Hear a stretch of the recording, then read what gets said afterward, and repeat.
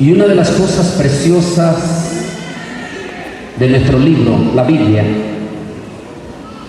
es que todo lo que está escrito en la Biblia hoy se puede verificar. 2000 años después, todo sigue igual, con el mismo nombre, los lugares, y eso es lo bello. La Biblia no es, como dicen algunos, que el papel aguanta lo que le pongan. Yo estoy de acuerdo en la inmensa mayoría de toda la documentación, pero no en la Biblia. Porque la Biblia, como digo, las mismas piedras arqueológicas hablan de la veracidad de nuestras sagradas escrituras. Comencemos con la introducción de este video.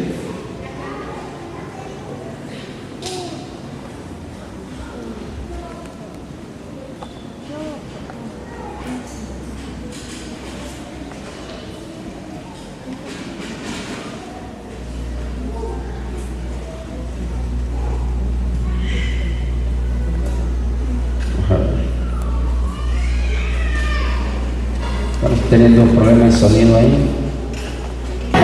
Estamos viendo en este momento, y estamos en el monte de Edom. Al fondo están viendo ustedes la estatua de Lot, el acontecimiento bíblico que ustedes encuentran en el libro de Génesis.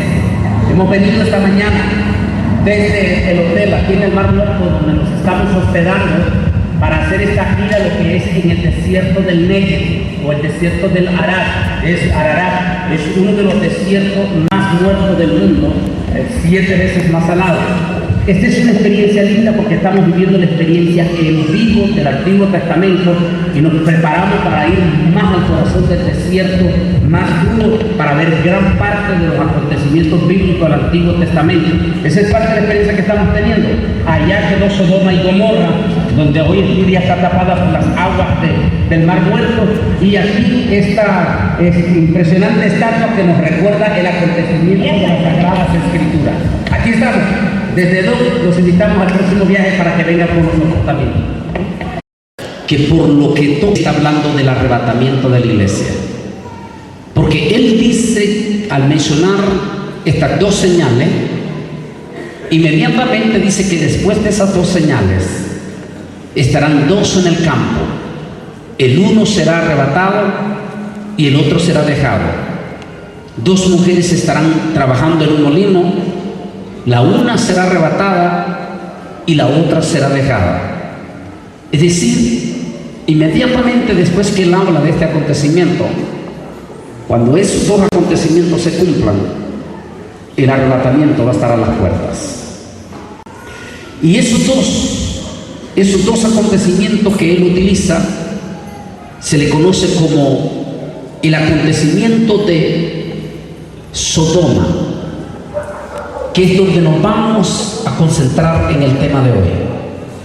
Y él menciona dos personajes, a Noé y a Lot. Y con esos dos nombres vamos a comenzar la pregunta que yo quiero que ustedes se la guarden en esta noche, porque va a ser la clase, la pregunta y media predicación. La pregunta: ¿por qué eligió Jesús a Noé y a Lot? Acuérdense, esa es la pregunta. La respuesta, se la vamos a presentar muy fácil. La respuesta: porque ambos prestaron atención a las advertencias de Dios. Ambos prestaron atención a las advertencias de Dios. ¿Recuerdan la pregunta? ¿Por qué Dios eligió a Noé y a Lot para estos últimos días como ejemplo? La respuesta: porque ambos prestaron atención a las advertencias de Dios. Noé, que le toca vivir en la primera civilización humana que se conoce hoy en día ya, la primera civilización humana.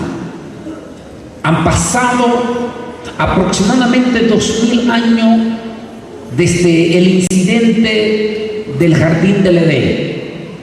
Desde el incidente del Jardín del Edén comenzó lo que se conoce la cuenta regresiva del ser humano. ¿Por qué? Porque con la caída del ser humano en el jardín del Edén, comenzó también el fin para ellos. Como dice un dicho, todo tiene un principio, todo tiene un fin.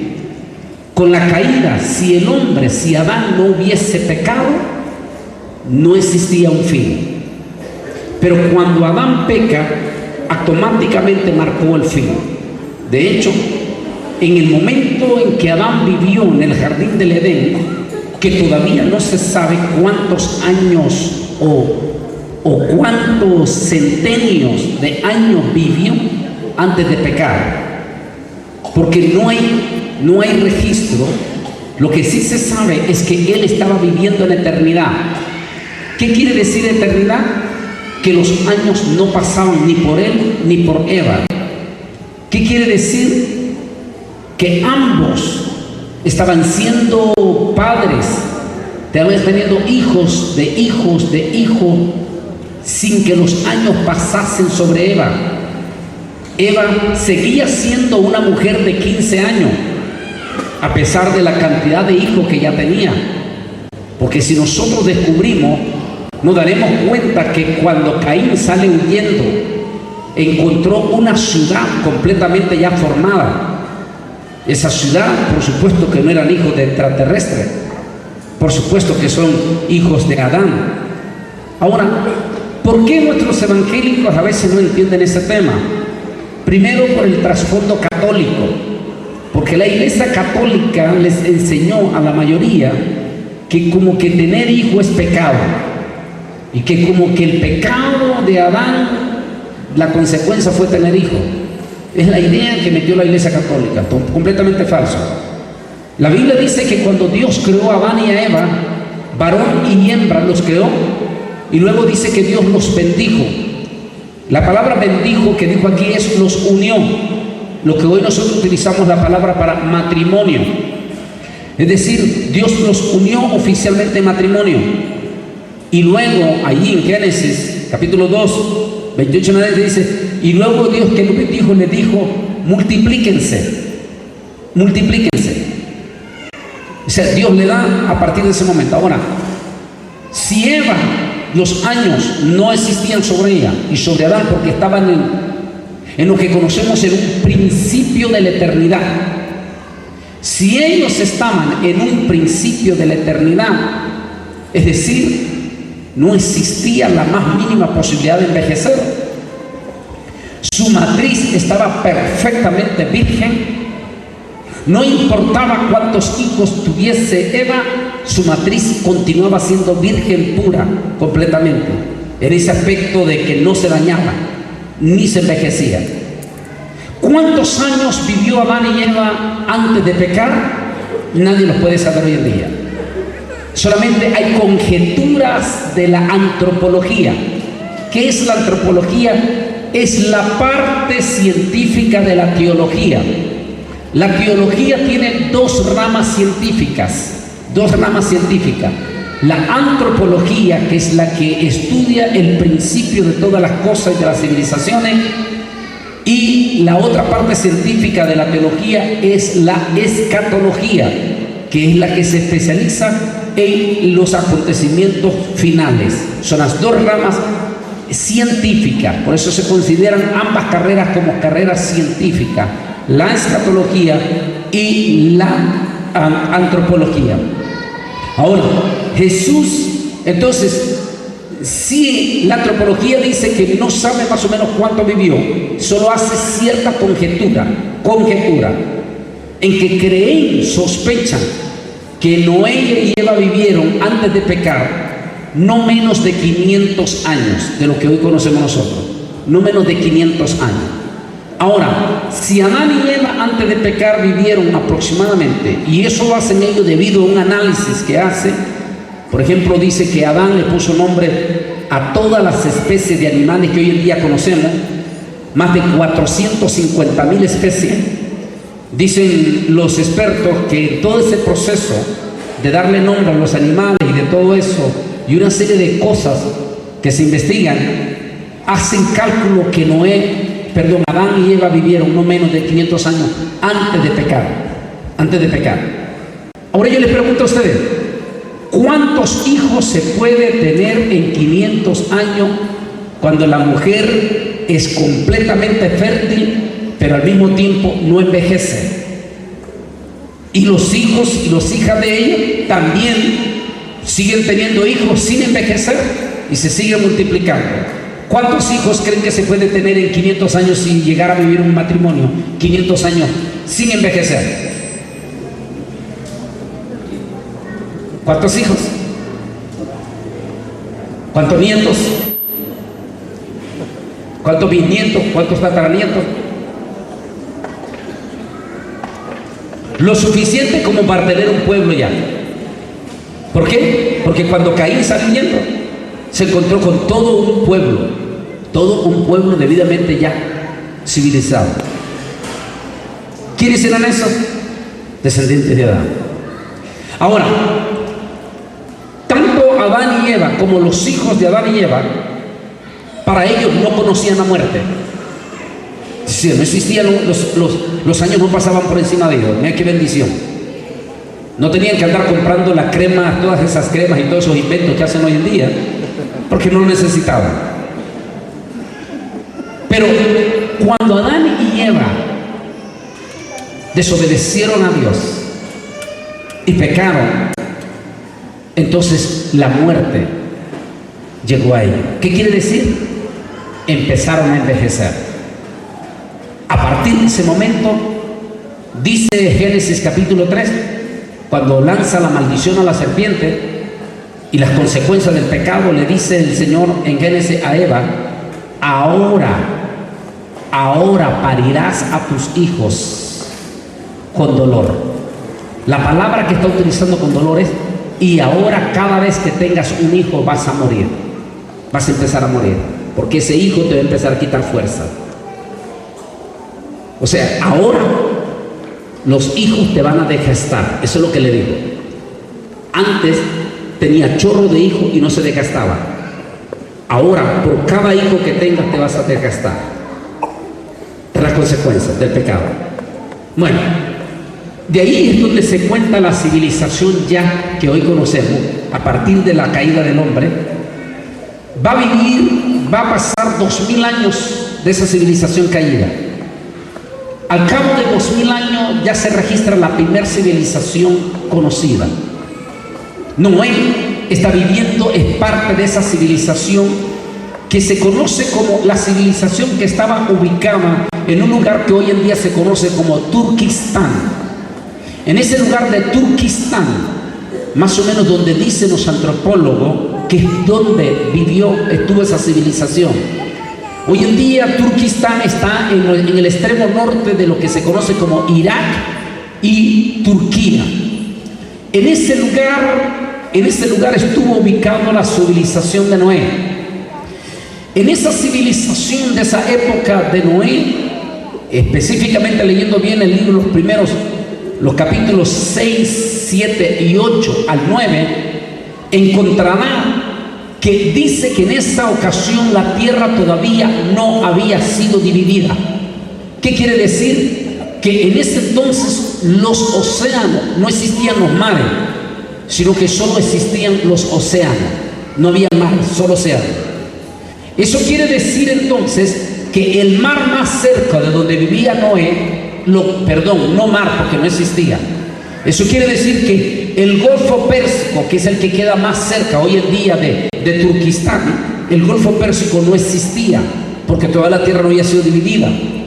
Así es que el océano más cerca que le quedaba a esa civilización era el océano Índico.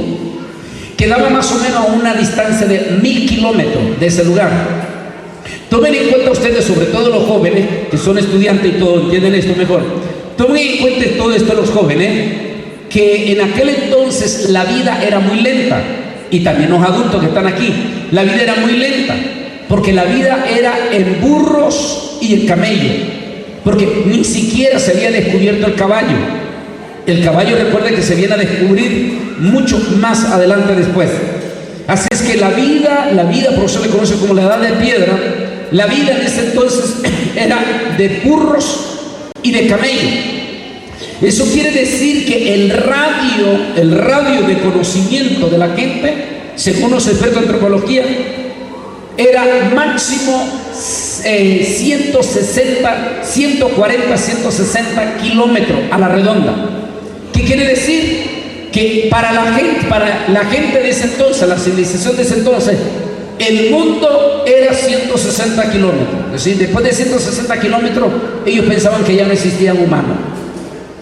De hecho, los señores que están aquí, los adultos que están aquí, ahorita aquí en Tehuacán, los bulletos, los bastantes señores ya, deberán de saber que hace más o menos 70, 80 años, en el mismo México la vida era más lenta, porque los traslados, las carreteras para poder llegar a Puebla, en aquel entonces, hace, digamos, 100 años, para ir de Tehuacán a Puebla posiblemente se duraba 2 días.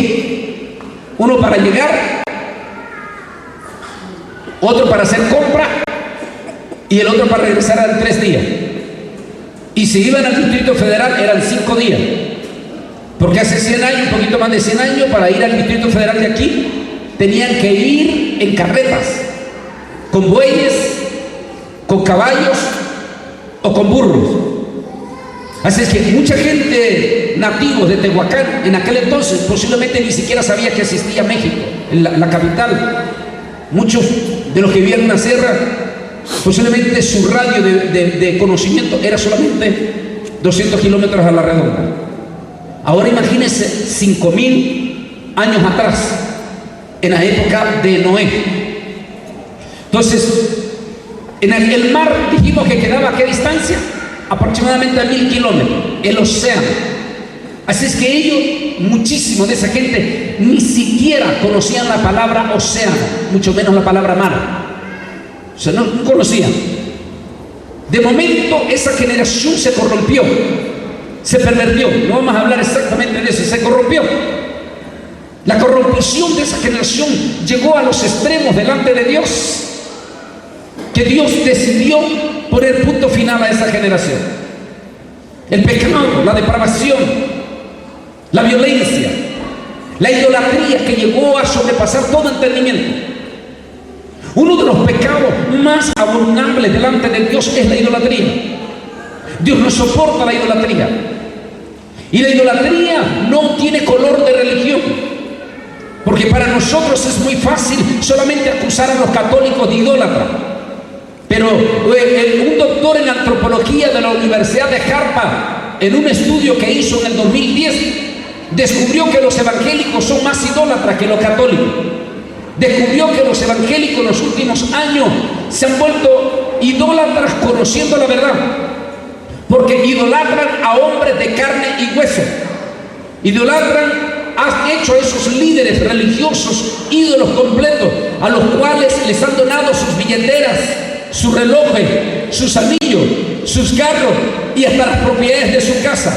El antropólogo dice que los evangélicos han hecho tan ricos a estos elementos, a estos líderes religiosos, que estos tipos hasta se dan el lujo ahora de andar hasta con sus propios guardaespaldas, cuando antes eran simples campesinitos de aquí de Tehuacán. Y ahora, como saben que los evangélicos los idolatran, los han hecho millonarios, los tipos ahora hasta se les olvida, lo que hablábamos esta mañana de Daniel, se les olvida de sus orígenes, se les olvida de dónde Dios los sacó, se les olvida de dónde vienen, y hasta se le olvida darle honra y gloria al Rey de Reyes y Señor de Señores, sino que ellos se roban la gloria de Dios, haciéndose pasar como que fueran los superungidos. Pero ¿quién es el culpable de todo eso? Los evangélicos. Porque los evangélicos, tanto que criticaron a los católicos, ahora también están idolatrando. No tenemos que idolatrar a ningún hombre sobre la tierra, solo tenemos que adorar al Rey de Reyes, Señor de Señores. A Jesús sea la honra, la gloria por los siglos de los siglos. Si usted va a una iglesia donde su pastor tiene guardaespaldas, váyase de esa iglesia. Allí hay idolatría. Si ese pastor dice que es de Dios, entonces ¿por qué anda con guardaespaldas? ¿De qué tiene miedo? Si ese pastor dice que es ungido de Dios, pero anda con guardaespaldas, entonces es un farsante en el púlpito, porque habla de todo el poder de Dios, pero al mismo tiempo en duda de ese poder, porque anda con guardaespaldas. Es decir, él confía más en los guardaespaldas que en los ángeles de Dios. Salga de esa iglesia, vaya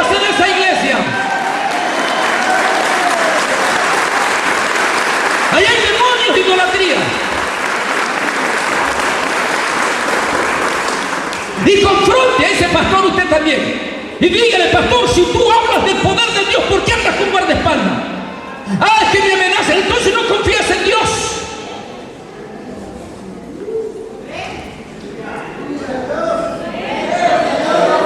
Tenemos que aprender a confiar en Dios.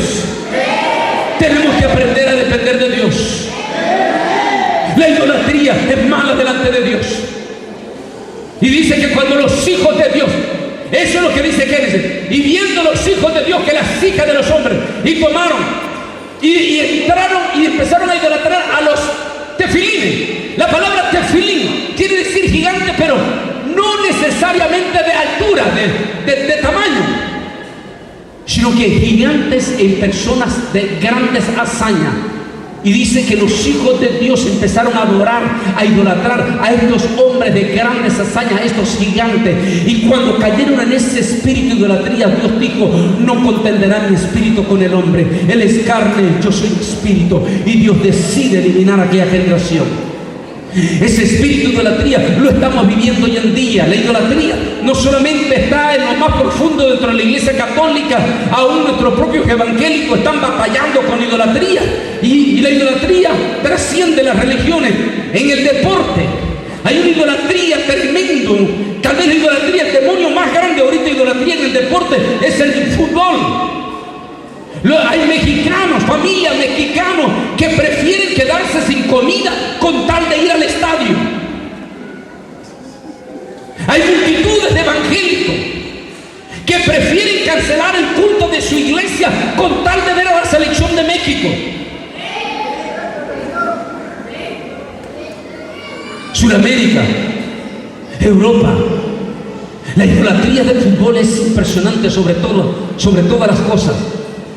Idolatran a esas superestrellas impresionantes, hasta lloran. Vimos en el estadio de Uruguay hace unos meses a unos idólatras que se lanzaron a cerca, y todo uno de esos idólatras lo que quería tocar a su ídolo, a Messi, e idolatran a estos elementos, a estos hombres fracasados espiritualmente hablando, pero idolatran a esos hombres que andan todos tatuados, peor que el mismo diablo, de un horrible, espantoso, pero son los ídolos de este mundo. Los idolatran, le pagan millones de dólares y los idolatran. Y muchos de los evangélicos hasta tienen sus grandes pósteres en su casa y hasta andan las camisetas de Messi, porque para ellos es su ídolo. Olvídese de esos ídolos, rompa esos ídolos, quiebre esos ídolos y levante la adoración a Dios, a Jesús.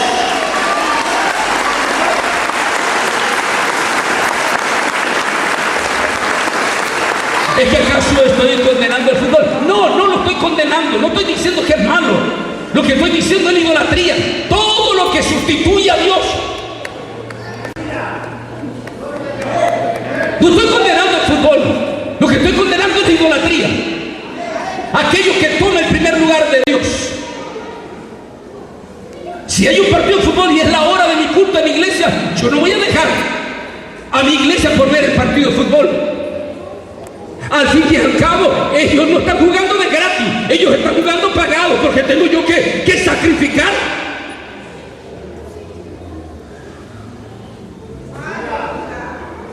Y ahora usted no tiene ni excusa. Ay, que no tengo un VHS, no tengo una máquina para dejarlo grabando. No, ahora ya los nuevos cables le hacen nada la opción de dejar grabando el partido si usted quiere. Así que no tiene ni opción. Tiene esta opción para no decir que no puede venir a adorar a Dios. Ay, ¿por qué que me voy a perder el partido? No, no lo estoy condenando. Lo que estoy diciendo es que nunca sustituya una cosa material de este mundo. La idolatría a un pastor, la idolatría a los ídolos de la iglesia católica, o la idolatría a los grandes ídolos del soccer. No ocupen esos elementos el primer lugar en su corazón, sino que sea Jesús por encima de todas las cosas. Como dice la palabra en hebreo, Shema Israel, escucha Israel, el Señor, vuestro Dios, uno es, y fuera de mí no hay otro.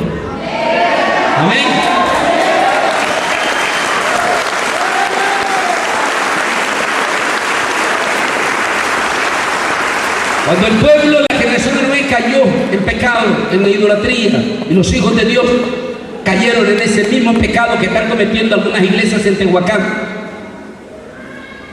Y si esos miembros de esas iglesias que van, si realmente aman a ese pobre pastor que anda con guardaespaldas y todo, realmente no lo aman, porque si lo amaran tienen que confrontarlo y decirle: pastor, si realmente eres lo que dices ser, despójate de toda esa soberbia y de orgullo y vive como lo que predica.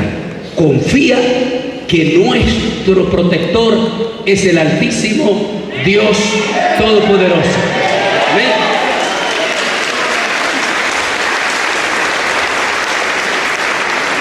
Vienes, el Señor, al ver la idolatría del pueblo, Dios decide eliminar y tomó una decisión profundamente drástica. La decisión de Dios fue eliminar en su totalidad toditititititititititita la civilización existente. Gracias, mi niña.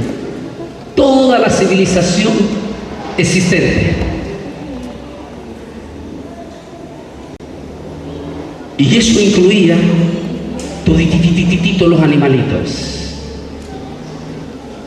¿Sabía usted que por causa de la rebelión del ser humano, los mismos animalitos también sufren las consecuencias? Y Dios toma la decisión no solamente de eliminar la raza humana, sino eliminar toda su creación. Y cuando el Altísimo está tomando la decisión de eliminar, Génesis capítulo 6 dice que vino a la presencia del Señor la imagen de Noé, y vio Dios que Noé no se había contaminado con toda esa gente. Mire qué lindo, qué profundo es el inmenso amor de Dios. Cuando Dios ya había tomado la decisión de eliminar toda la raza humana, pero Noé encontró gracia delante de los ojos de Dios. Y por amor a Noé, qué lindo que es Dios, qué lindo. Por amor a Noé y su familia, Dios no solo decide salvar a Noé y su familia, sino que ¿quién se salva también? A ver lo que me digan aquí rápido. Sino ¿quién se salva también? Los animalitos alcanzan salvación de vivencia. Estamos hablando de vivencia, no en el aspecto espiritual. Alcanzan salvación de vivencia por esa fidelidad de Noé. Y Dios decide no solamente perdonar la vida, salvar la vida de Noé y su familia, sino también salvar la especie. Y el Señor se le revela a Noé y le dice el Señor a Noé cómo solo Noé sabe. No me pregunte, pero si usted tiene esa duda y se mantiene fiel en el Señor, cuando venga el rapto y esté ya con el Señor en el cielo, entonces échele esa preguntita a Noé: ¿cómo fue que el Señor se te presentó? ¿Cómo le habló el Señor? ¿En voz audible? ¿Se le apareció en sueño? ¿Le habló en visión?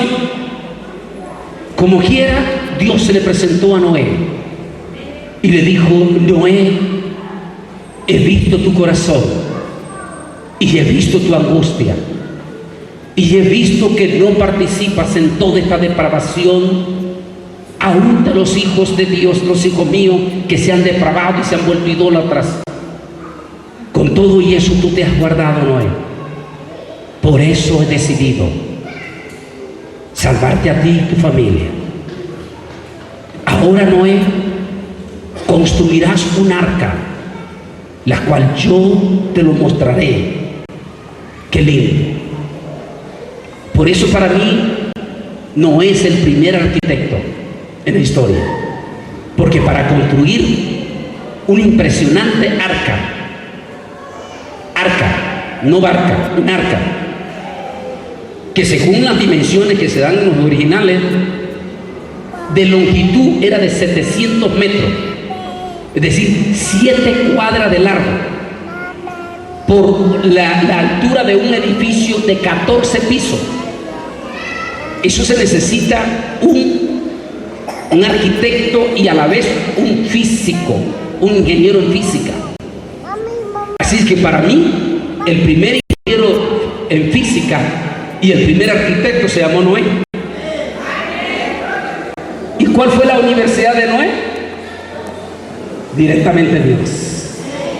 Y Dios le dice: te voy a dar las coordenadas y te voy a dar todo para que construyas un arca. Construirás esa arca y al cabo del tiempo, cuando termines de construir esa arca, meterás en el arca 7 especies de animales limpios que yo te voy a decir. Y todos los animales impuros o malos, todo eso, vas a entrar solamente una especie, una pareja de cada uno. Y de esa manera, toda la especie de vida entrará en esa arca. Cuando toda la especie de esos animales hayan entrado en el arca, entonces yo te daré la orden para que tú y tu familia entren al arca. Y a partir de ese momento yo abriré los cielos y mandaré un diluvio para destruir toda la civilización. Noé creyó aquel mensaje, lo creyó en su corazón y comenzó la acción.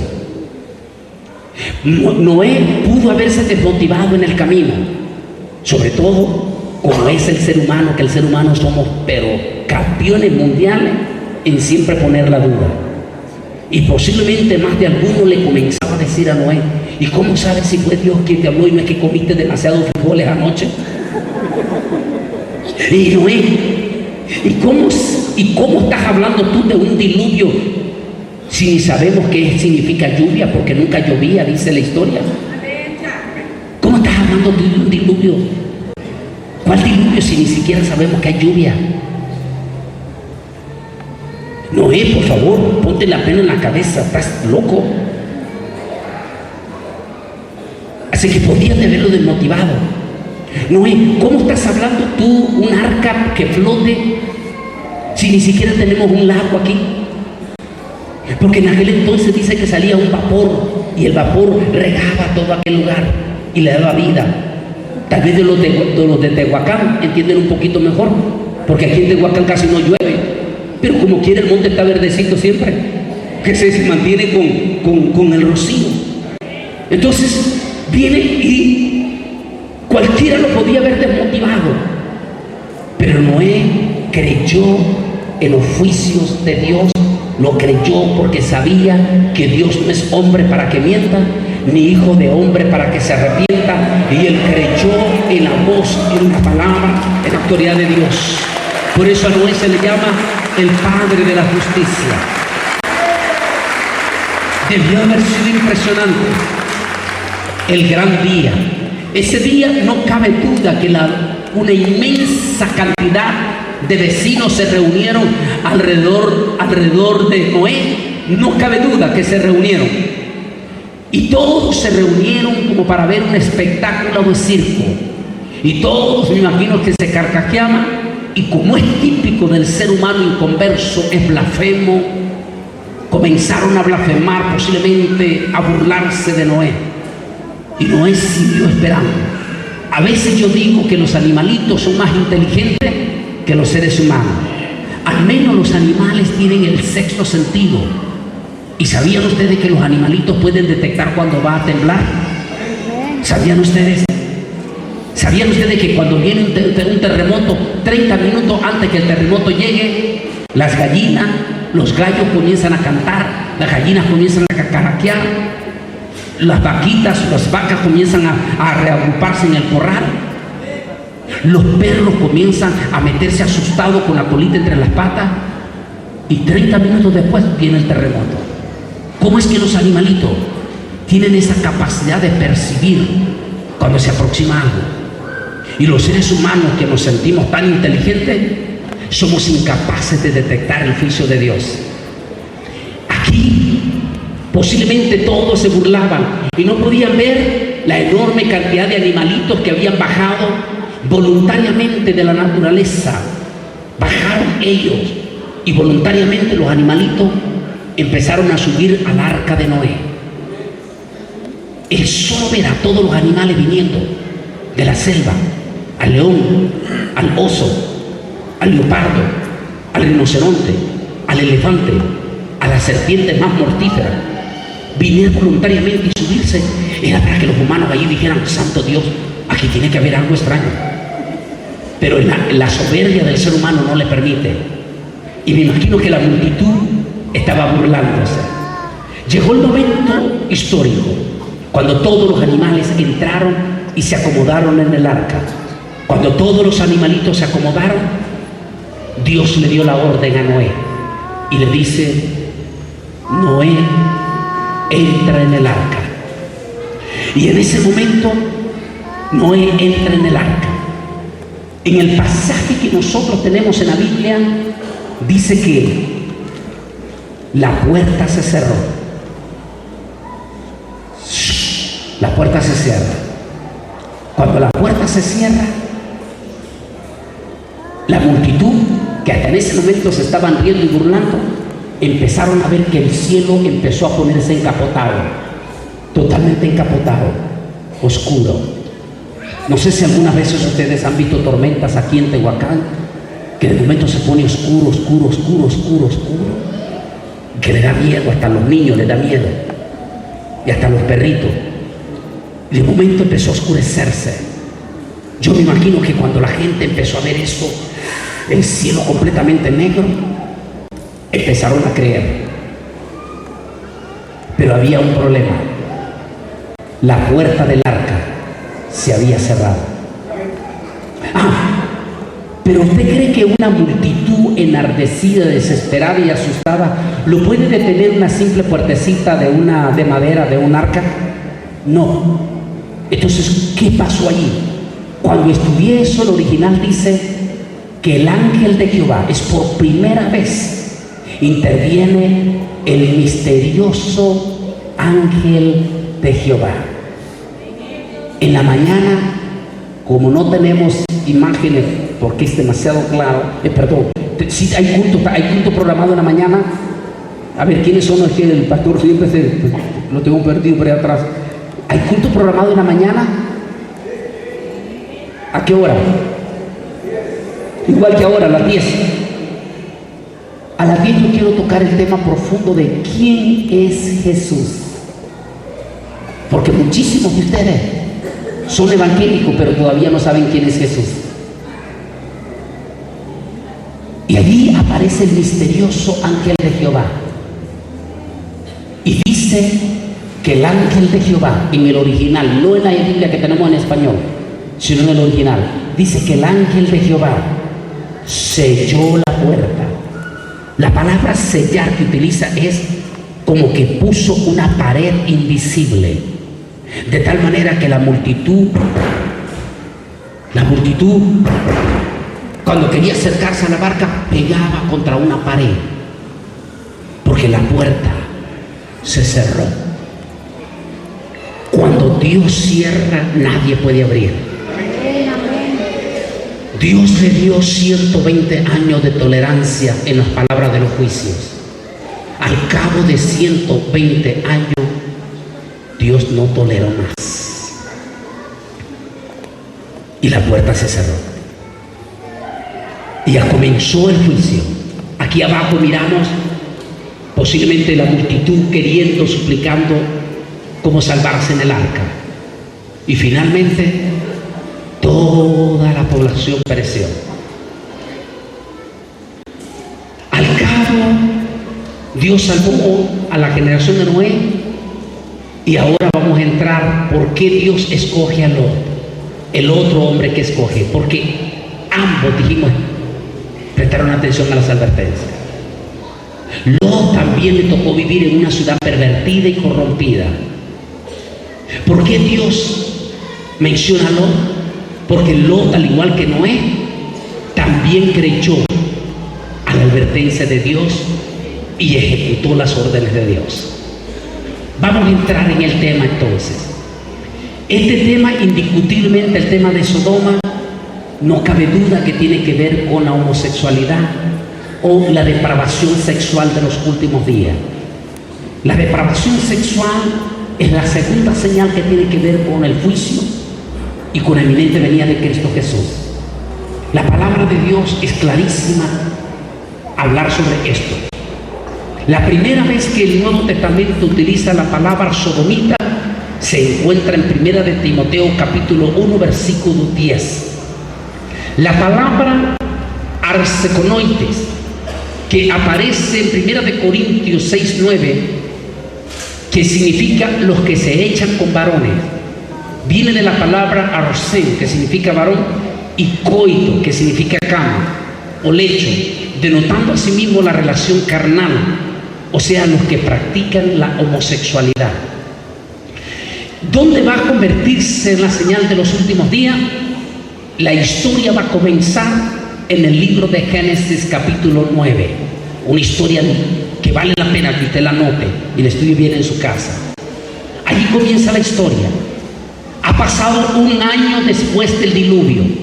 Después de un año en que ya Noé se ha instalado con sus hijos, con su familia, se han instalado. Al cabo de un año, Noé hace lo que se llama un aniversario, el primer aniversario. Así que cuando su iglesia hace el aniversario, no está muy lejos porque Noé fue el primero que hizo el primer aniversario. Y Noé hace su primer aniversario de su primer año de supervivencia. Pero Noé comete un error garrafal.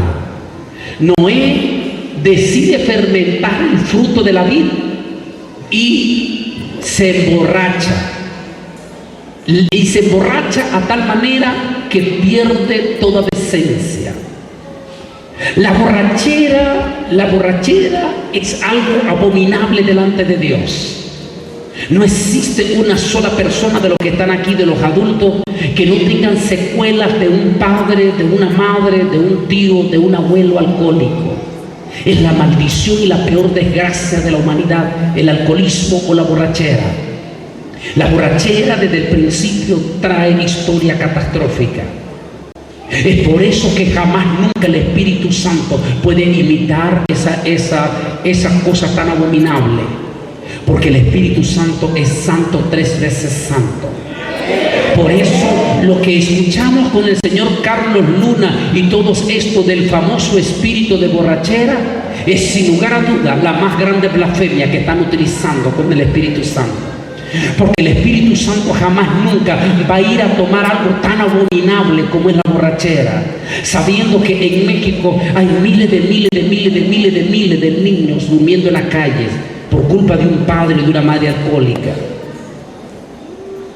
En toda América Latina, en Europa.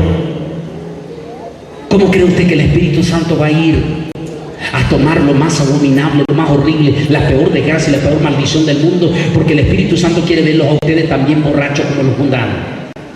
Por favor, use la lógica.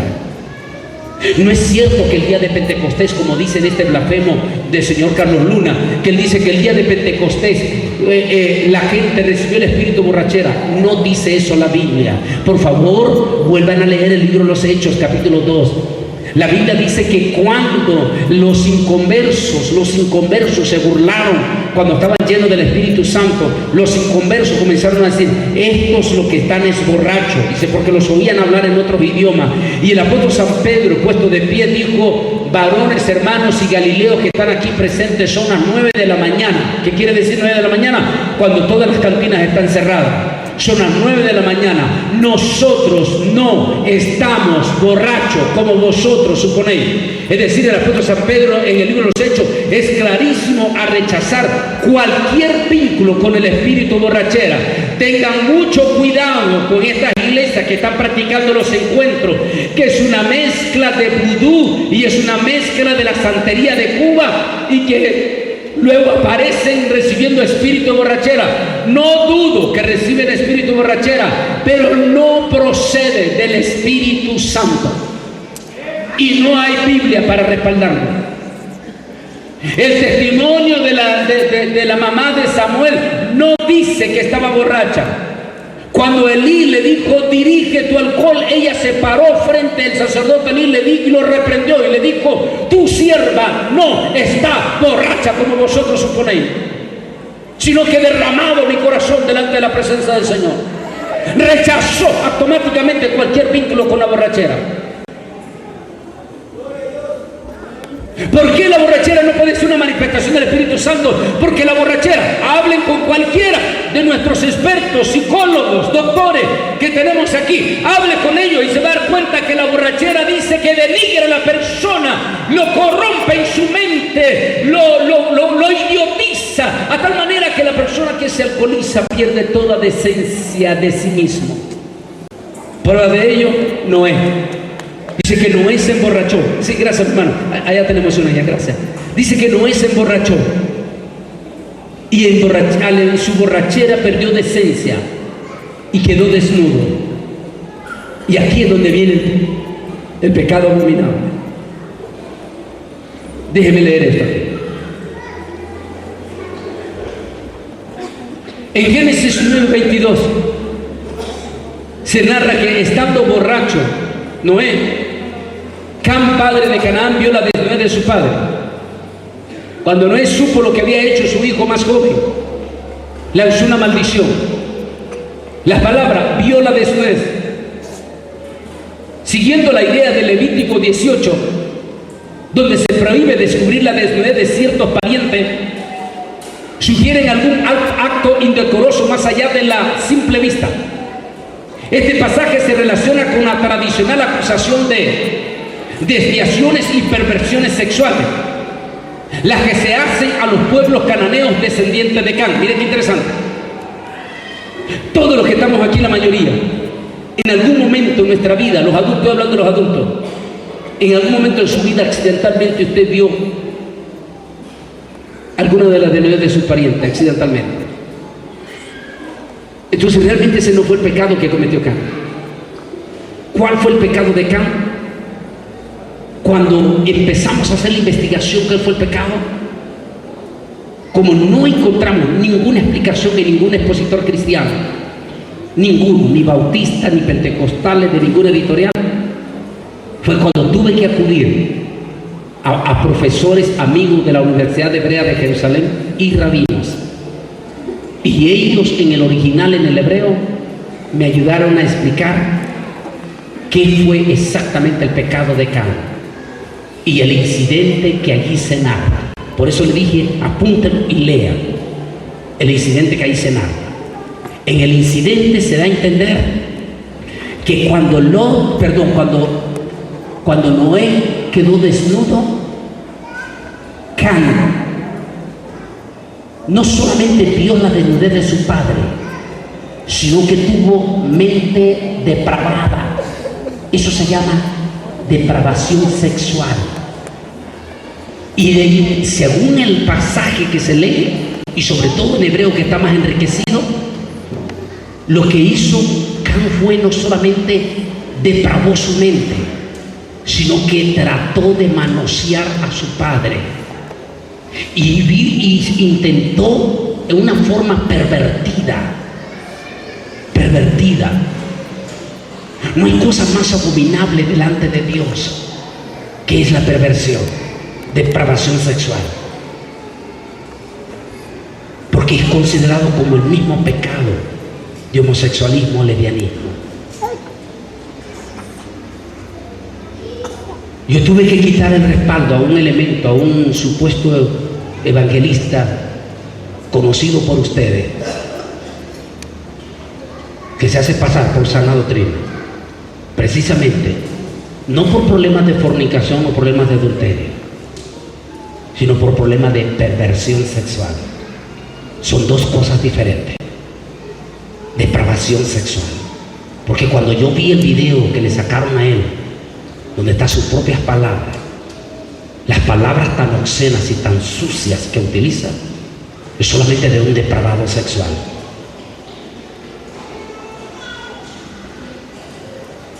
Ese fue el pecado de Can. Y dice la historia que Can quiso manosear a su padre.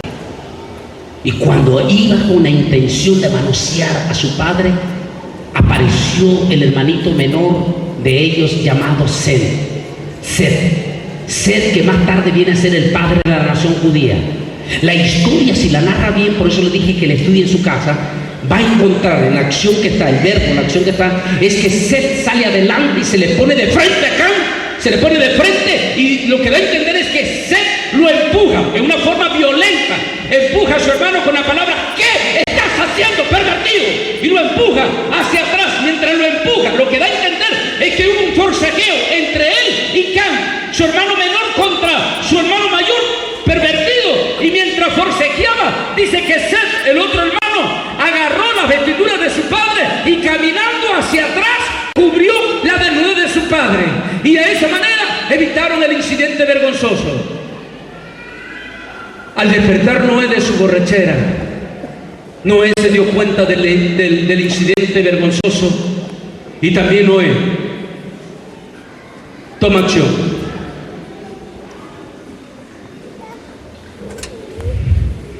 Y dice Noé: maldito sea Canaán, esclavo de esclavo. Espere un momento. ¿Está hablando de la esclavitud física o está hablando de la esclavitud de un pecado? Ya lo vamos a averiguar. Dice: maldito sea Canaán. ¿Canaán? ¿Pero quién era Canaán? Canaán apenas era un niño de 1 año de edad, tenía 1 año de nacimiento. El que cometió el pecado no fue Canaán, el que cometió el pecado fue Can, su padre. Entonces, ¿por qué la maldición recae sobre Canaán? Porque los pecados de los padres traen consecuencias sobre los hijos. Es lo que conocemos como las maldiciones generacionales, y que esas maldiciones generacionales pueden seguir a una familia de generación en generación, y nadie la puede cortar excepto cuando viene a Cristo Jesús y recibe a Jesús como su Señor y Salvador de su vida. Ahí se cancela. No es en un encuentro, es con la sangre de Cristo. ¿Cómo se cancelan los pecados? ¿Cuándo se cancelaron? El día cuando tú te convertiste. Por estos manipuladores y mentirosos que dicen que tienes que ir a un encuentro para cortar con los pecados generacionales. ¡Mentira! El día que tú te convertiste a Cristo, ya se lo voy a probar cómo, ya se lo voy a probar. Así que los pecados generacionales no pueden seguir. ¿Sabe quién es una mayor prueba? Nosotros, los hispanos, nuestros latinos, la inmensa mayoría, desde México hasta Argentina, acarrean un pecado. Un pecado bien fuerte. Primero, por los nativos de aquí, los indígenas, eran altamente idólatras. Y luego vienen los españoles a través de la iglesia, malvada iglesia católica, y también traen el demonio de idolatría. Y arraigaron en el corazón del hispano un pecado de maldición llamado idolatría. Y es por eso que el hispano, ¿cómo cuesta que se convierte y acarrea por generaciones, por siglos, la maldición de ese pecado de idolatría? Porque es un pecado generacional. Y solo se rompe cuando tú te conviertes a Cristo. Antes no se rompe. Ese fue el mismo pecado este pecado de Can. Va a traspasar a Can y a los hijos de los hijos de los hijos de los hijos de Can. Ahora han pasado ya muchos siglos, y ahora los descendientes de Can son todo un pueblo, una nación, que poblaron una tierra que en aquel entonces se llamó, ¿cómo se llamó? A ver, el que me lo diga aquí en voz alta, el que me lo diga en voz alta, a ver, ¿cómo se llamó esa tierra en ese entonces, la que poblaron los hijos de Can? Canaán, tierra de Canaán. La capital de Canaán fue Sodoma. Han pasado muchos siglos, muchos siglos, y ahora el pecado de la depravación sexual los sigue esclavizando todavía. Y se caracterizó Canaán por una depravación sexual a tal magnitud. Una vez me hicieron una pregunta: si Dios sabía que toda esa generación era depravada sexual, ¿Por qué Dios esperó tanto tiempo para eliminar esa generación? Es buena pregunta. Los cubanos también harían esa pregunta. ¿Por qué Dios ha esperado tanto tiempo para que Fidel Castro siga viviendo con tanto daño que le hizo a Cuba? Son preguntas que uno se hace. ¿Sabe por qué? Porque Dios es grande en misericordia. Dios siempre le sigue dando una oportunidad. Dios sigue dando oportunidad a la humanidad para que se arrepienta. Porque una vez que llega la muerte, ya no hay remedio. Ahora, ¿cómo es posible que Sodoma pasó tantos siglos y Dios toleró? ¿Hasta dónde toleró? La respuesta es muy sencilla. Y allá vamos ya rápidamente. Vayan todos a Génesis capítulo 19. Todos a Génesis capítulo 19. Allá vamos ya, de una vez. Vamos para allá. Génesis capítulo 19 del 1 en adelante. ¿Lo tienen listo? Los que lo tienen aquí al frente podemos leer todos en voz alta. ¿Quieren ayudarme a leer en voz alta? A la 1, a la 2, a la 3. Lean en voz alta, lean.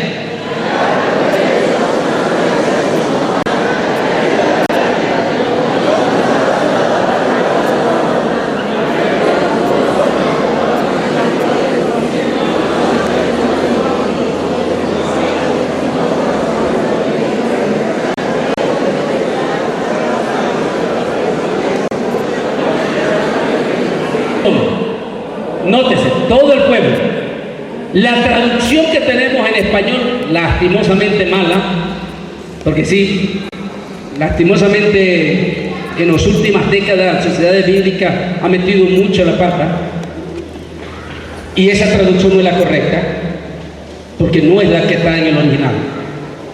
En el original dice, desde el más niño hasta el más viejo. ¿Qué es lo que le está diciendo aquí? ¿En qué momento llegó ya el colmo delante de Dios? Cuando los sodomitas se metieron con los niños, cuando decidieron involucrar en el pecado de la sodomía a los niños, cuando tomaron los líderes de Sodoma, involucraron a los niños, el Altísimo dijo en el cielo, hasta aquí no más. Esta es la gota que derrama mi ira. No más tiempo. Dios no soporta que se metan con los niños. Meterse con los niños es meterse con el Altísimo. Cuando Sodoma se metió con los niños, entonces dice la Biblia que llegaron los 3 ángeles a la presencia de Abraham, y entre esos 3 ángeles iba el ángel del centro. Se conoce como el misterioso ángel de Jehová, y aquí aparece otra vez en escena. Y el ángel de Jehová lo lleva hasta una altura. Ahorita en mayo yo llevé al grupo de peregrinos, que cada año llevo peregrinos a Israel. Lo llevé y nos paramos. Le pedí al chofer del bus, era un árabe, le dije, mira, nos vamos a parar en la parte del desierto del Ararat, pero en la parte de donde se ve Sodoma, desde arriba, que es exactamente donde se cree que el padre Abraham fue llevado por el ángel de Jehová. Y lo lleva, y mientras van en camino, llegan allá, desde la altura, como quien dice que sube a estas colinas usted, y mira todo el valle. Y desde la altura, el ángel de Jehová le dice al padre Abraham, Abraham, mi amigo, voy a destruir Sodoma. El padre Jacob, prototipo de Jesús, le dice, Señor, ¿vas a matar al justo juntamente con el impío? Este es un buen argumento para los de los enfermos de las redes sociales. Escucha, Bernardo, también, porque tienes en las redes sociales todo. Esto es un buen argumento para los que dicen de que la iglesia pasa por la gran tribulación. Abraham le pregunta, ¿vas a enjuiciar al justo juntamente con el impío? ¿Y cuál es la respuesta del Señor? Si hubieren 50 justos, por amor a esos 50 justos no voy a destruir Sodoma. Bueno, Señor, no hay 50, tal vez 40. Por 40, tal vez 30. Por 30, tal vez 20. Por 20, tal vez 10. Por 10. ¿Cuánto quedaba? ¿Cuánto quedaba? Ni uno. ¿No leyó usted el pasaje ahí? Ahí se da cuenta usted que los ángeles venían a destruir Sodoma.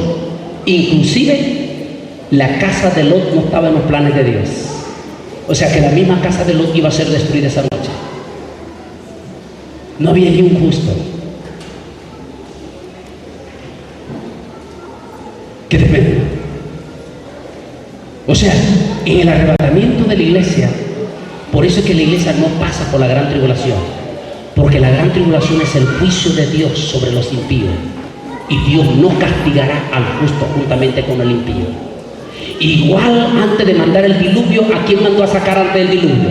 ¿A quién mandó a sacar primero? A ver, ¿a quién mandó a sacar antes del diluvio primero? ¿A quién lo mandó a sacar? ¿O lo sacó hasta que comenzó la mitad del diluvio? Antes que comenzara el diluvio, lo sacó y lo puso en el arca. Y lo mismo va a pasar con Lot. No va a mandar el juicio, sino primeramente sacar a Lot. La gran tribulación es el juicio de Dios sobre la tierra. Ahora, que si usted se quiere quedar en la gran tribulación, esos son otros 100 pesos. Porque hay muchos en las redes sociales que están diciendo que se van a quedar. Y si lo están diciendo que se van a quedar, se van a quedar. Así que usted mejor no se quede, sino limpie su maleta y váyase con Jesús en el arrebatamiento de la iglesia. Entonces, el ángel de Jehová le dice a Lot, al final, no hay ningún justo. Lot y el ángel de Jehová se quedan arriba. Perdón, Abraham y el ángel de Jehová se quedan arriba. Dios arriba, desde arriba. Porque el ángel de Jehová es prototipo de Jesús. Y manda a los dos ángeles a Sodoma. Misión, destruir Sodoma. Los dos ángeles van. Está el atardecer, cayendo la tarde, el atardecer. Sodoma era un pueblo con una calle principal. En la entrada principal, allí estaba la municipalidad. Lot había llegado a ser un extranjero tan importante que se había convertido en el alcalde de la ciudad, en el mayor de la ciudad. Al llegar allí a la entrada principal, estaban todos los comerciantes como nuestro mercado. Cuando los dos jóvenes que tenían forma humana llegaron al atardecer a Sodoma, muchos dicen que nuestros ojos dicen mucho. Con nuestra mirada a veces no necesitamos hablar, sino que con nuestra mirada lo decimos todo. Muchos dicen, ¿para qué ni me digas palabra? Ya con tu mirada me lo dijiste todo. Lot empezó a ver la mirada de sus vecinos, depravados. Cuando los dos jóvenes, en forma humana, se iban acercando. Y cuando Lot miró aquellas miradas pervertidas, corrompidas, depravaciones. Aquí viene la otra parte que yo quiero comentarle. Lot sintió compasión en su corazón. La compasión es algo que Dios ama en esta vida. La compasión es la misma palabra que significa misericordia. Dios ama a los hombres y las mujeres que tienen un corazón bondadoso. Esa es la otra palabra, bondadoso. Se dice que cuando una persona es bondadosa, es casi segura que esa persona se va a convertir a Cristo, porque la misericordia del Espíritu Santo va a llegar a él. Se dice que la bondad, o sea, la misericordia, el corazón bondadoso, es algo que no necesariamente viene directo de arriba, sino que es algo que se hereda de los padres a los hijos. Si tus padres fueron bondadosos, tú vas a ser bondadoso. Si tu padre fuera una persona depravada, o más que todo, no bondadoso, ¿cómo se dice? Hay otra palabra, se me olvida en este momento. Que no es bondadoso, que es cruel, que es despiadado, que no le importa destruir al vecino, no le importa destruir a este. Los hijos también van a ser igual. Pero si el padre o la mamá es una persona bondadosa en su corazón, misericordiosa, los ojos de Dios miran a esa persona. Y eso quiere decir que tarde o temprano esa persona va a recibir a Cristo. Puede ser, no necesariamente. Y la Biblia dice que esta es una de las características de Lot. Lot tenía un corazón compasivo. ¿De quién habrá heredado ese corazón compasivo Lot? Sabemos que Lot tenía un tío, pero que era un tiazo que todos quisiéramos tener. ¿Quién era el tío de Lot que lo terminó de criar cuando él quedó huérfano? Abraham. Y la Biblia dice que Abraham, el padre de Abraham, era un hombre bondadoso. Tenía un corazón bondadoso. Así es que la bondad se hereda. Aprendan ustedes a ser bondadosos, a ser compasivos, porque también hay evangélicos que no son compasivos. También hay evangélicos crueles y despiadados como los de las redes sociales, que se pasan todo el día en las redes sociales condenando y mandando al infierno a medio mundo. Esa es la palabra, cruel, esa es la que está buscando. Son personas crueles. La persona cruel es aborrecida por Dios. Y Bernardo y los muchachos jóvenes que les gustan las redes sociales, recuerden eso. Dios aborrece la crueldad. Y todos los jóvenes que utilizan las redes sociales, no utilicen las redes sociales para ser crueles, para condenar, difamar, destruir a las personas, sino aprendan a ser bondadosos. Un corazón bondadoso Dios no lo desprecia. La Biblia dice que el Lot, sintió compasión por estos dos jóvenes. Él se dio cuenta, él no sabía, él estaba inocente, pero inocente. Él no sabía quién eran estos dos jóvenes. Para él eran simples dos humanos, dos muchachos jóvenes que posiblemente físicamente eran bien apuestos. Y Lot se dio cuenta que si esos dos jóvenes se quedaban a dormir a la calle, Lot se imaginó la barbaridad, depravaciones, las violaciones que le podían hacer a estos dos jovencitos. Así es que Lot lo que hizo fue hacer hasta lo imposible para evitar que estos dos jovencitos durmieran en la intemperie y fueran objetos de toda clase de violación y de cosas horribles. Lot sale adelante. Déjenme explicar lo que tengo aquí rápidamente. Enseguida, la fortuna de Lot había aumentado bastante bien. A la puerta de Sodoma. Este era un lugar donde los mayores se reunían.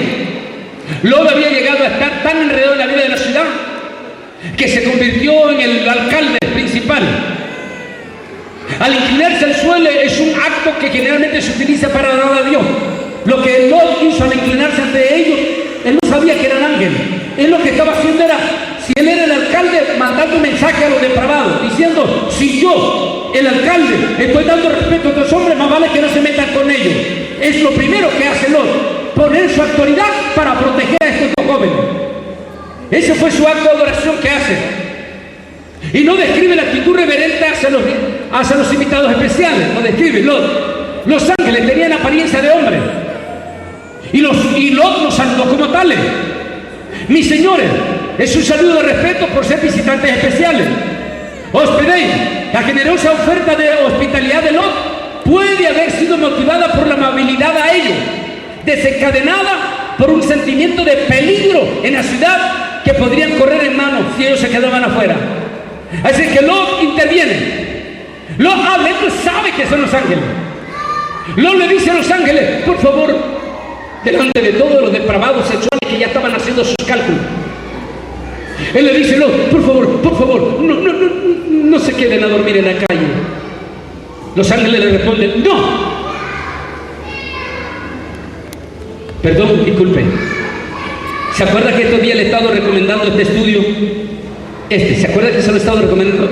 El de los arcángeles y serafines, el misterio de los ángeles.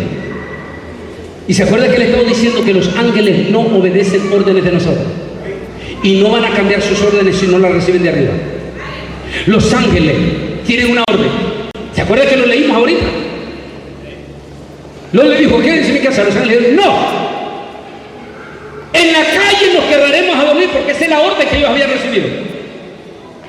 En la calle nos quedaremos a dormir. Y Lot dice, si usted lee el pasaje de segunda de Pedro, se va a dar cuenta que dice Pedro que Lot con sus ojos, con su cara le estaba hablando, porque recuerde con sus ojos, porque Lot no le podía decir con palabras porque lo podían linchar por estos bandidos y todo. Así que Lot tenía que usar la estrategia. Lot le estaba diciendo como en su cara, se lo explicando, pero al mismo tiempo dándole mirada, diciéndole: no se queden se queden en la calle, nos van a violar. Pero le decía con sus ojos. Dice que Lot, eso lo dice el apóstol Pedro, y dice, y el justo Lot, ¿cómo se puede decir? Despeinaba su rostro en súplica. Y les decía, no se queden en la calle, por favor, no se queden en la calle. Como diciendo, los van a linchar, los van a violar. Los ángeles, ellos no pueden obedecer órdenes humanas. Ellos esperaban órdenes de arriba. ¿Y quién se había quedado en lo alto? ¿Quién se había quedado en lo alto viendo? A ver si se acuerdan. ¿Quién se había quedado? ¿Quién? El ángel de Jehová se quedó desde arriba. Los ángeles siguen en su posición. Y los ángeles están viendo el rostro del hombre. Y la mirada de los ángeles es la mirada de Dios. O sea, los ojos de Dios estaban viendo la bondad del hombre. Y los ojos de Dios vieron la súplica del hombre. Y el Altísimo vio la desesperación del hombre. Y el Altísimo le dice a los ángeles, vayan a la casa del hombre. Santo Dios. Yo no quiero tocar este tema en la mañana, ¿quién es Jesús? Porque hay multitudes de evangélicos que todavía no se dan cuenta a quién llevaron a su casa el día que recibieron a Jesús. Todavía no se dan cuenta. Y la más mente mínima sospecha quién metió a su casa. Él los lleva y cuando esté en su casita los está arreglando, les está preparando comidita. Llegan los depravados. Vamos aquí. Ayúdenme a leer versículo 6 en adelante en voz alta. Lean en voz alta, lean. 1, 2, 3, lean.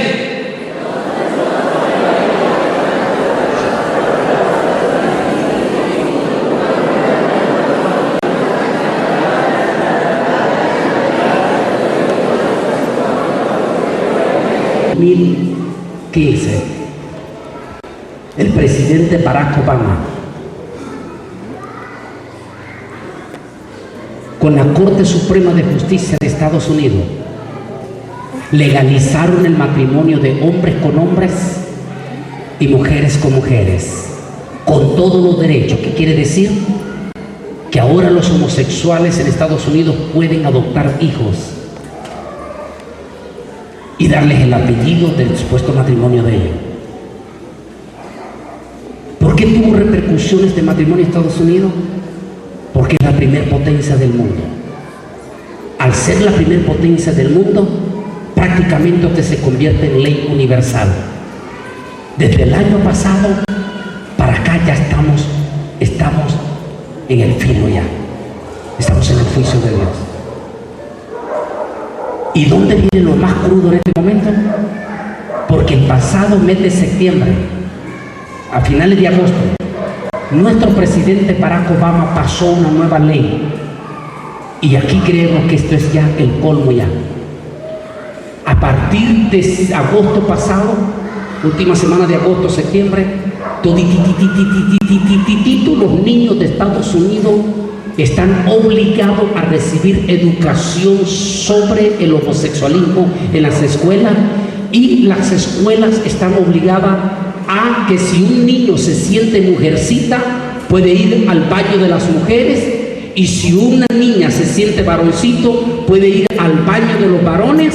Y también, si un niño varoncito quiere llegar vestido de mujercita, su maestra no le puede decir nada. Así estamos en Estados Unidos.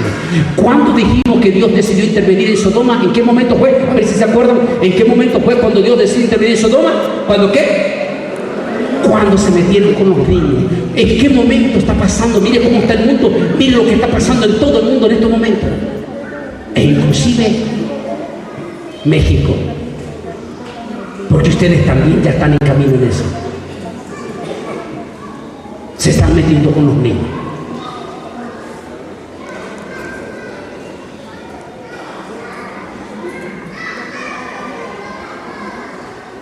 Y aquí vinieron todos, hasta los niños. Y rodearon la casa de Lot. Y comenzaron a gritar: ¡Lot!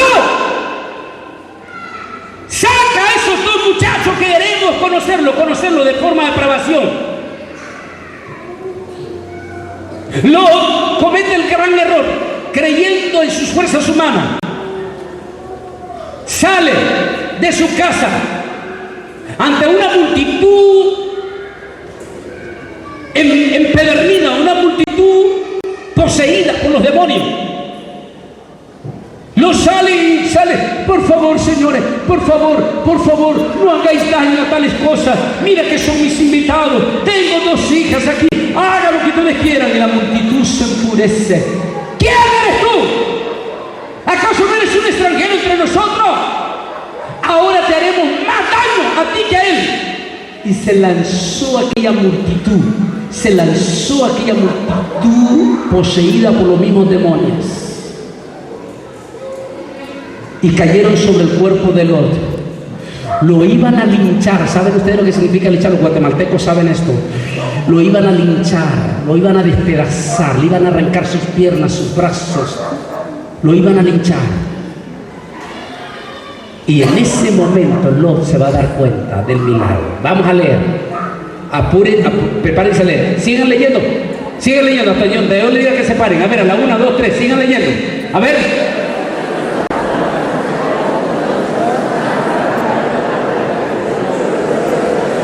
Enseguida comenzaron a sumergir con Lot y se acercaron los ángeles.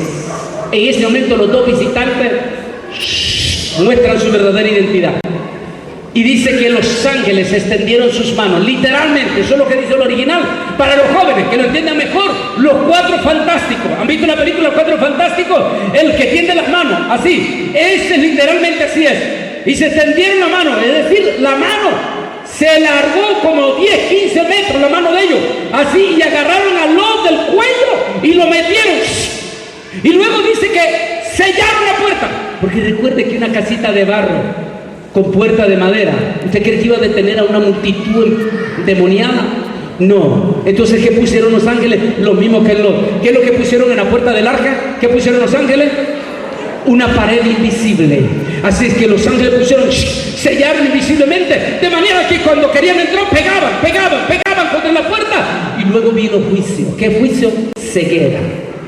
¿Cómo está la humanidad en este momento? ¿Cómo está toda la humanidad después que se aprobó el matrimonio hombre con hombre y mujeres con mujer a nivel universal? ¿Cómo está?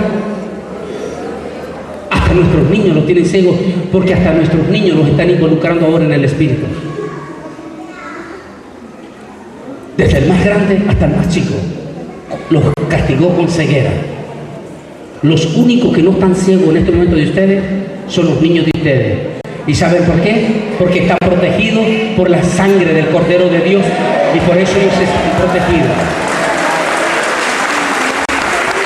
Pero el resto de todos los niños de México y del mundo están ciegos, no pueden ver espiritualmente.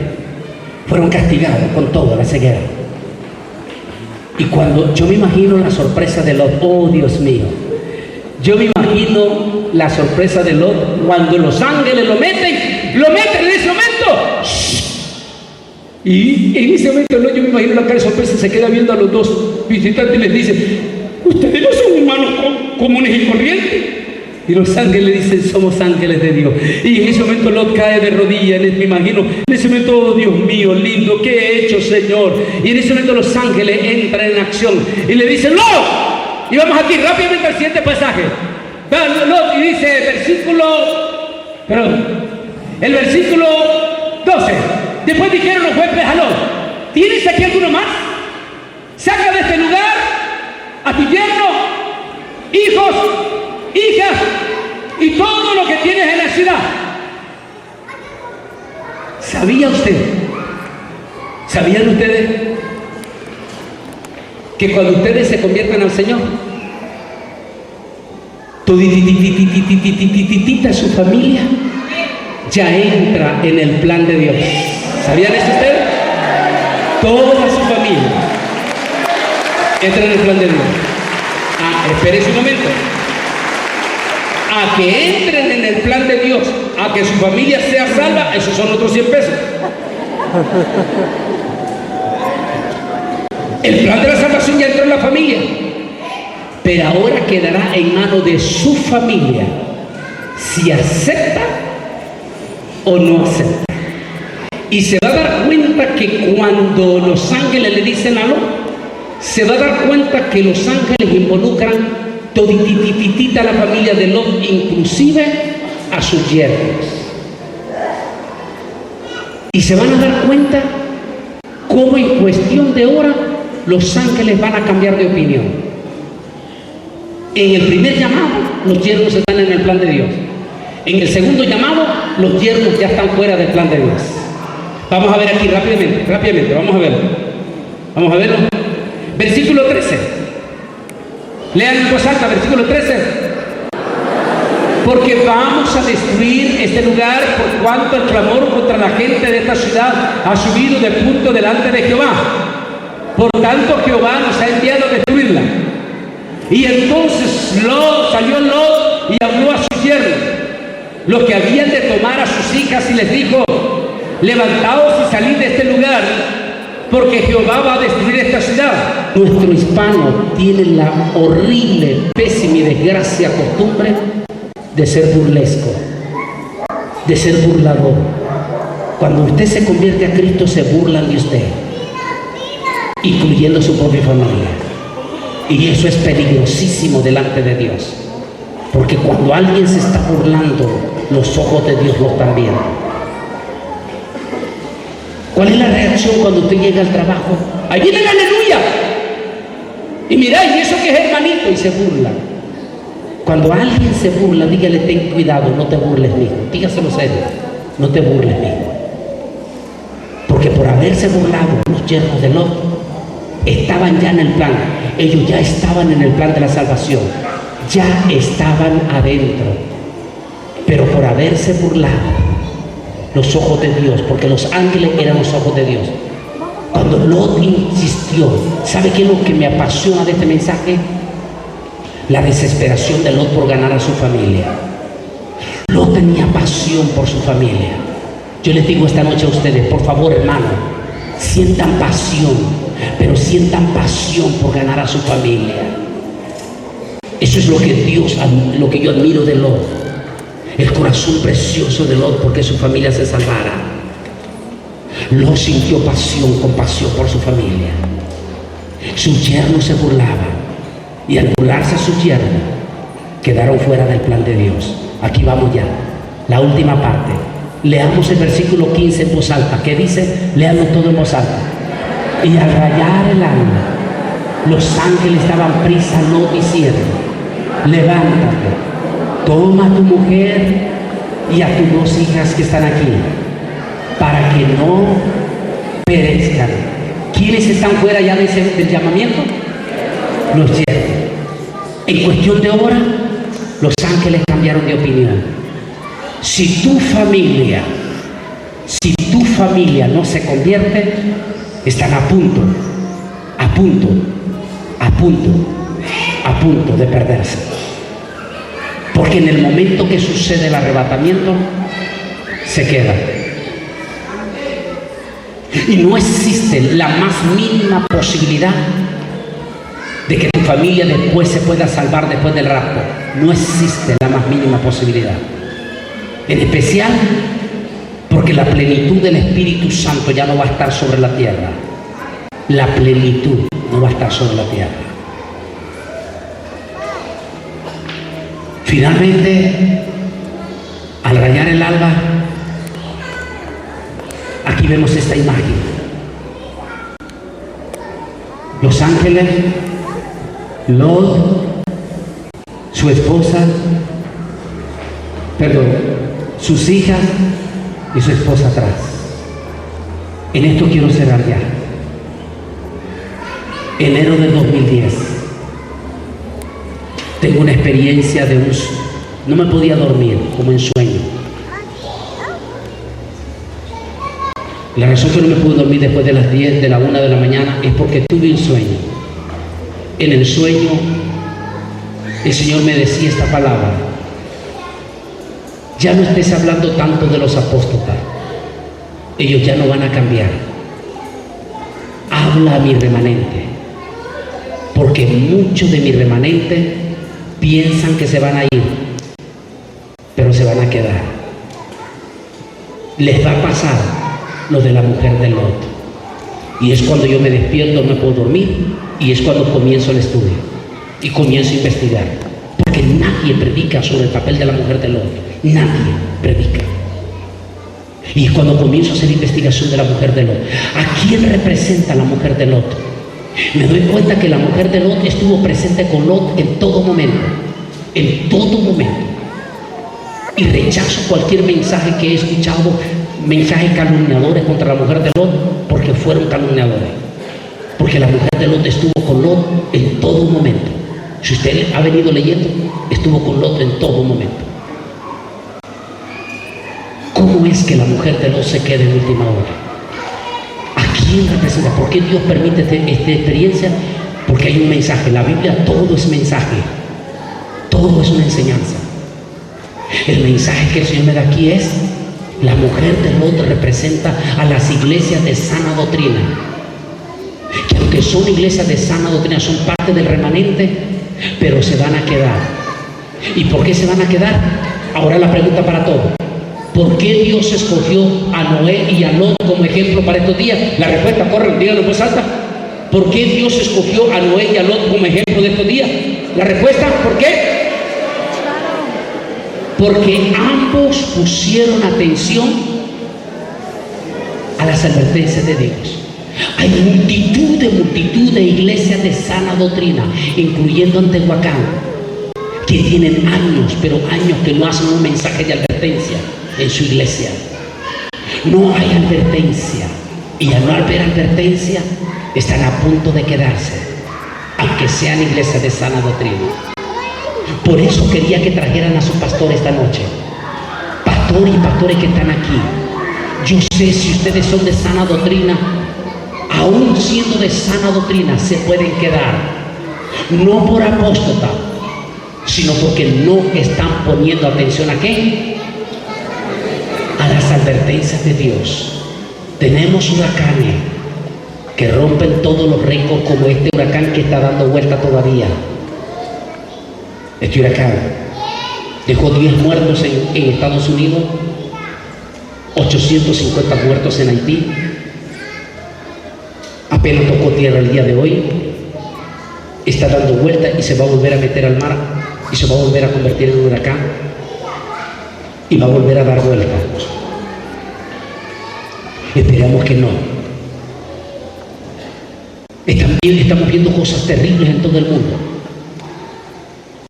incluyendo ya la marca de la bestia, lo que vamos a ver mañana en la noche, lo que yo vi con mis ojos en Massachusetts ahorita. Todo está pasando frente a nuestras narices, pero nuestras iglesias de doctrina sana no están advirtiendo a sus iglesias. Si usted se da cuenta, la mujer de Lot estuvo presente en todo. ¿Cuál fue la última advertencia? A ver, díganme, a ver si se acuerdan ustedes de la historia. ¿Cuál fue la última advertencia de los ángeles? ¿Cuál fue la última advertencia de los ángeles a Lot? ¿Cuál fue la última advertencia? ¿Cuál fue? No miren hacia atrás. Escuche lo que escuche. Ruido, las redes sociales, las calumnias de las redes sociales, los ataques de las redes sociales, las depravaciones, las burlas de las redes sociales. No mires atrás, no mires atrás, ve adelante, no mires atrás, escuche lo que escuche, no mires atrás. Esa es la última advertencia. Habla, ve, sigue, corra, vayan adelante, pero no se detengan.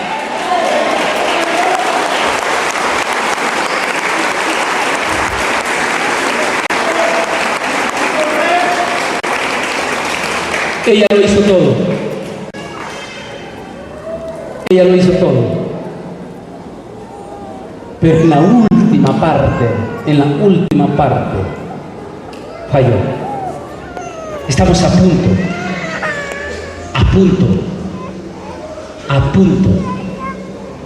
punto de enfrentar el rapto. Algo va a pasar. Pero yo no sé si será este año, solo Dios lo sabe. Pero déjenme compartirles esto. o uno de los 5 estudios que fui a grabar con Televisa. Déjenme compartirles esto.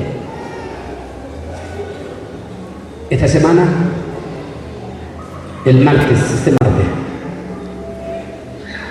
tuve en mi oficina la visita de un funcionario de los Estados Unidos, de FEMA. El funcionario vino y me dijo: Mano Bolaide, nuestro gobierno se está preparando para algo grande. Los de FEMA estamos preparados para una catástrofe sin precedentes. El ejército de Estados Unidos se está preparando. Los 35 presidentes más grandes del mundo, incluyendo México, es decir, Peña Nieto, sospecha que algo está a punto de pasar. Y están dando alerta a las bases principales. Ellos saben que algo está a punto de suceder. Lo que no saben es qué es. Nosotros creemos que puede ser el rapto de la iglesia. Y si no, mire todo lo que está pasando ahorita. Todo lo que está pasando.